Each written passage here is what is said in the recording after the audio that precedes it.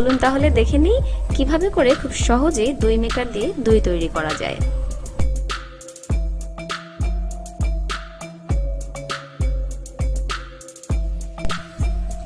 প্রথমেই দই বানানোর পদ্ধতিটি বলে দিই। আপনি যদি এই দই মেকারে দই বানাতে যান সেক্ষেত্রে আপনাকে 1 থেকে 1.5 লিটার পরিমাণ দুধ নিতে হবে, এবং আপনি যদি মিষ্টি পছন্দ করেন সেক্ষেত্রে চিনি কিংবা গুড় লাগবে, এবং যে রং পছন্দ করেন আপনি খাবার রং নিয়ে নিতে পারেন, সাদা চাইলে সাদাও বানাতে পারেন।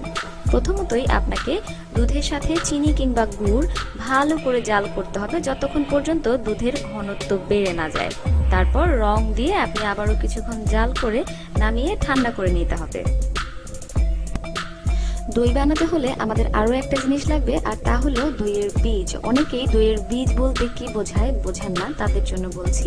দইয়ের বীজ বলতে মার্কেটে যে দই পাওয়া যায় সেই দইটাকেই এনে ভালো করে মিক্স করে নিতে হবে, তাহলেই এটাকে দইয়ের বীজ হিসেবে আপনি ব্যবহার করতে পারবেন।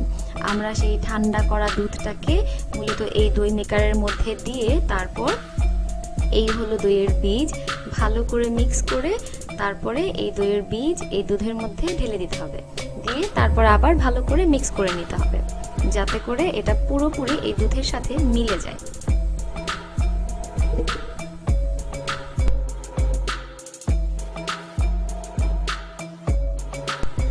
ভালো করে মিক্স করার পর ঢাকনা দিয়ে ঢেকে এই দই মেকারটিকে বিদ্যুতের লাইন দিয়ে 6 থেকে 8 ঘন্টা রেখে দিতে হবে।